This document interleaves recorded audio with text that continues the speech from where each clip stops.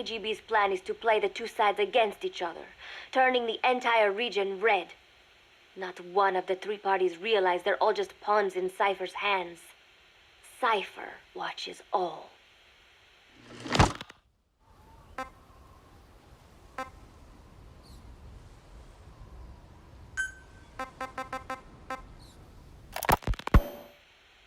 Mother Base has developed rapidly since being established in the Caribbean Sea. They recruit more personnel daily, and already their mercenary services are turning a profit. Big Boss's leadership and charisma, and Miller's business acumen drive this impressive growth. Furthermore, joining forces with a faction of the FSLN has expanded their power even more. They have even commenced their own weapons development program. All is proceeding according to Cypher's will.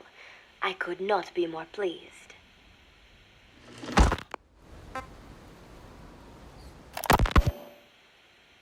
Snake's pursuit of Peace Walker led him to an AI modeled after the boss's thought patterns. It was incomplete, but, somewhat ironically, making contact with Snake was the necessary finishing touch. Meanwhile, the scientist behind Peace Walker's locomotive control, Huey, defected to Snake's army. His presence has greatly accelerated weapons development at Mother Base.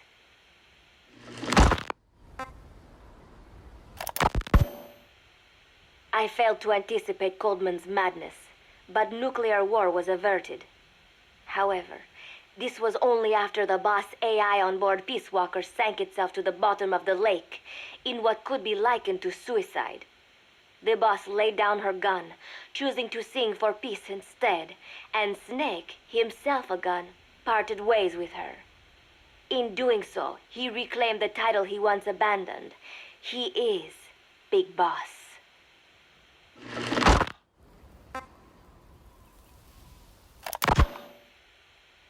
Zadornov has been detained.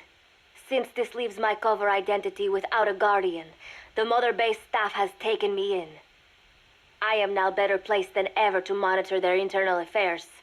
Everything continues to unfold according to plan.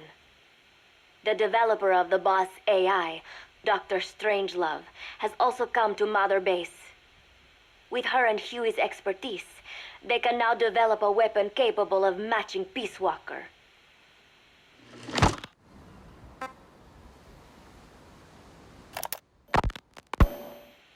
Development on the bipedal weapon is now complete. They call it Metal Gear Zeke. It stands there like some sort of mystical guardian. The soldiers gaze on it with pride and reverence. Big Boss has elected to arm it with a nuclear weapon. As an army without a nation, they seem to feel the need for a deterrent against whatever the world might pit against them. It is a dangerous gambit. Why do such a thing? Their nuclear strategy differs from the Americans and the Soviet Union. The superpowers deter attack by revealing their nuclear arsenals to one another. Snake and his men know that if they were to go public with this, the whole world would unite against them. Business would dry up overnight. So they do not plan on revealing the nuke until necessary. This ace-in-the-hole approach is their idea of a nuclear strategy. Wielding a deterrent, all the while unable to reveal its existence. I wonder if Snake sees how vulnerable this makes them.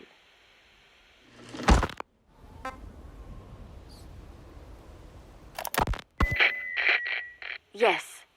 Hijack Zeke? Yes, I did indicate that to be our leverage. But I cannot imagine his agreeing to that now.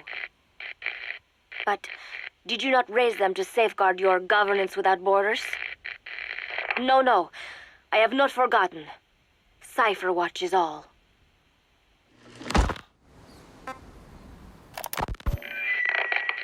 Yes, things are proceeding, but modifying Zeke has not proven easy. I am using Zadornov to buy some time. No, I have not forgotten what you said.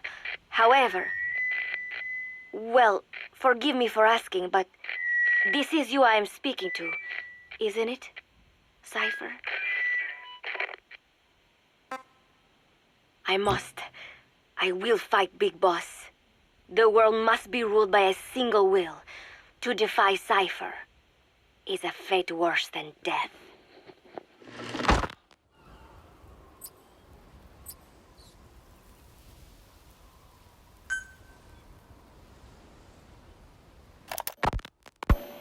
As of today, I will be living here at Mother Base. Now my real trial begins. Zadornov was paying my room, board, and tuition, but he has since been captured. I told the man that with no more money from the KGB, I could no longer afford school. He bought my story, and when I said I would be willing to work, he took pity on me and let me stay. For some reason, Miller really pled my case. That was helpful, but the man is still a fool. His men are no better. They think their training makes them strong, but that kind of strength is nothing in the face of true power. And better yet, they wait on me hand and foot, believing I am just a schoolgirl. Looks like I won't be working too hard after all. Just today, while scouting out the living quarters, I saw a group of them in the corner of the deck making a fuss. Going over for a look, I saw they were feeding a kitten. A bunch of grown hard men, and they're the ones acting like schoolgirls. Look, isn't he cute? What is wrong with them? Disgusted, I just nodded and smiled. I must stay in character after all.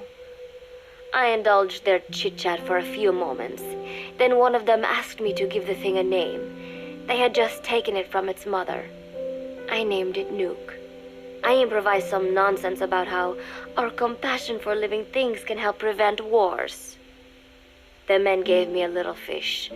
I held it out in my palm, and the kitten happily ate it up. What a pathetic, feeble creature. It sickens me. Today, Chico invited me to go fishing with the soldiers. I suppose finding one's own food does have its merit, but I prefer not to be involved in such a degrading task.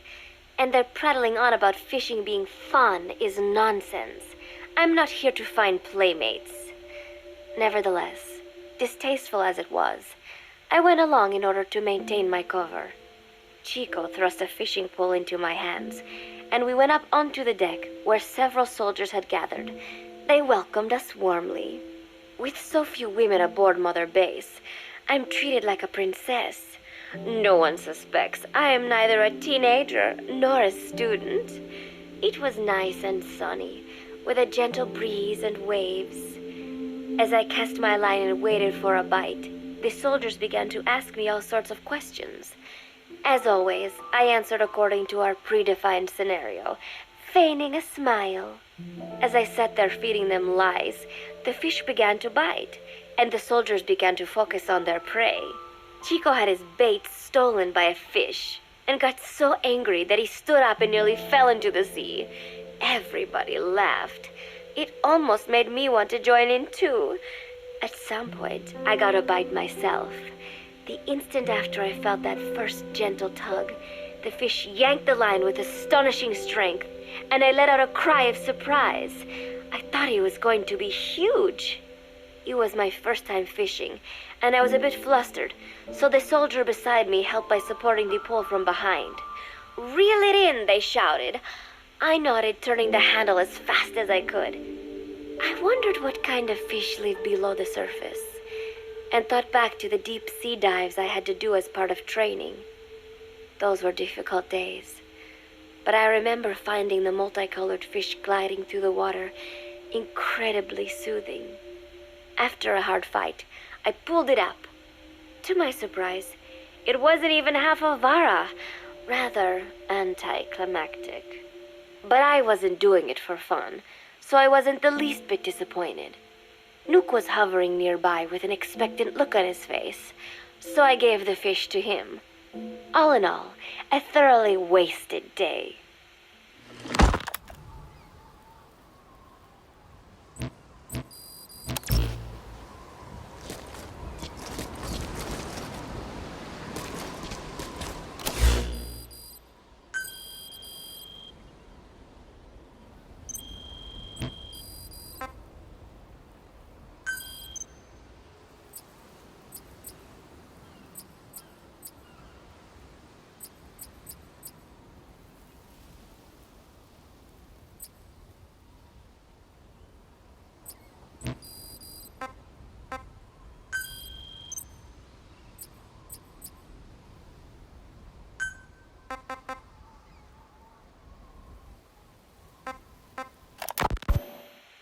Preparations are coming along nicely.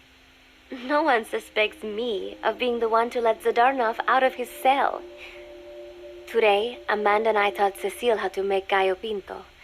It is a simple home-cooked dish consisting of black frijoles mixed with arroz. It is well known throughout Central America, not just in Costa Rica, so it is no surprise that a Nica like Amanda would be good at making it. But I was raised in the States from a very young age, and could hardly even remember my mother's gallo pinto. Having to make chit-chat with that clueless bird lover and the so-called revolutionary was excruciating. And, clueless or not, I will need to be especially careful around Cecile, the one who actually recorded that tape. Thankfully, Miller and his men seem to believe I mistook the tape I found for one my friend made. In any case, one can never be too careful. Anyway, the three of us minced garlic and herbs, then cooked them in a pot with frijoles we'd soaked overnight. While waiting for them to cook, we sautéed onions and arroz in a frying pan. Cecile worked the frying pan according to Amanda's directions, but seemed a bit glum. She does have a knack for cooking, though. She is French, after all. We added water to the pan and watched the arroz begin to steam. While we waited, Amanda shared memories of her mother with us. They had been separated because of Somoza, but the taste of her mother's cooking was still fresh in her mind. When the frijoles were ready, we drained the water, stir-frying them with the rest of the vegetables. Quite a complicated process for home cooking. Nonetheless, it kept them occupied. The longer we sat and talked, the greater the chance of my arousing their suspicions. With women, it is not enough to just bat your eyelashes and giggle. It takes a lot of effort to divert attention. When the arroz was done cooking, we folded it into the frijoles and added salsa, stirring the mixture as it simmered. At this point, for some reason, the conversation turned to romance. Why does it have to be that way whenever women get together and chat? Cecile fancies herself to be well-versed in such matters, and gave Amanda all sorts of advice. It was harmless enough, until, to my irritation, she began pestering me whether there was anybody I liked. Not right now, I said, trying to dodge the question. But she pressed on. It's Snake, isn't it? I gritted my teeth and played it coy. Maybe. Cecile nodded and giggled. He is pretty sexy, isn't he? What a ditz. It's all I can manage to just survive. The thought of romance has never once crossed my mind. I have no interest in that kind of man. Soon enough, a rich aroma began to fill the room. The gallo pinto was ready. New came over and rubbed up against our legs, looking for a handout. Unfortunately, it was not the kind of food a cat would like. We let a few of the soldiers have a bite, and then headed off to the mess hall. The home-cooked flavor we'd achieved was a big hit with the men of MSF. Not that we are trying to impress them or anything. Even I could manage a dish like that. Snake enjoyed it too. Let me make this absolutely clear. I have no interest in that man.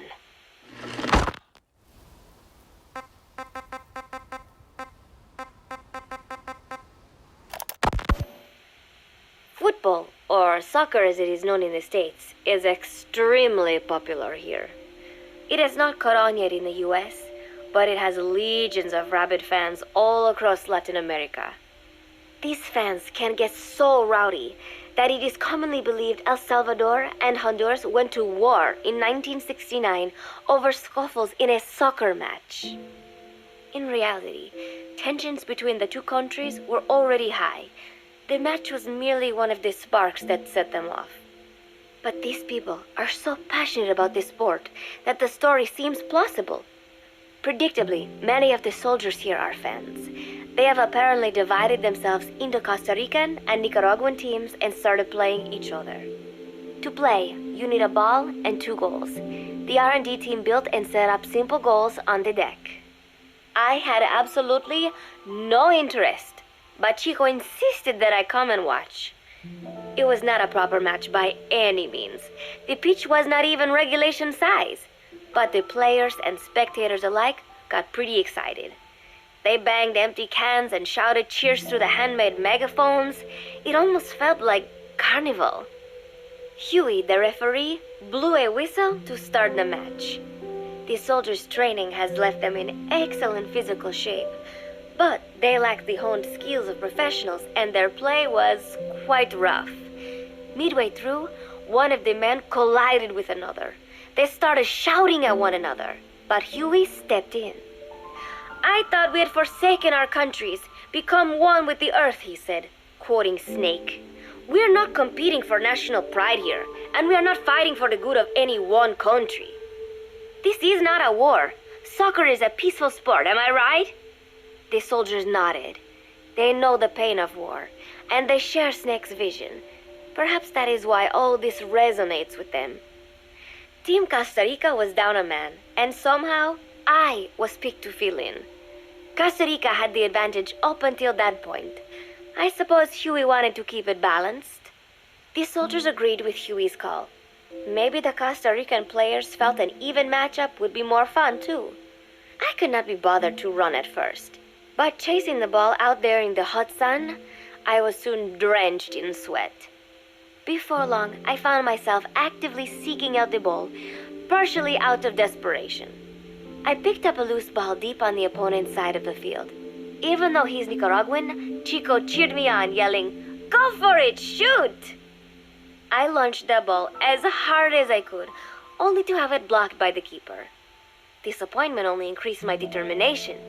In the end, I didn't score a single goal, and Costa Rica gave up its lead. It was really close, though. We congratulated each other on a good match and sprawled out in the shade on the deck, exhausted. The ocean breeze felt so nice on my sun-soaked body. Nuke came over. It is one of his favorite spots, and stretched out next to me. And together, we watched fluffy white clouds drift lazily across the clear blue sky.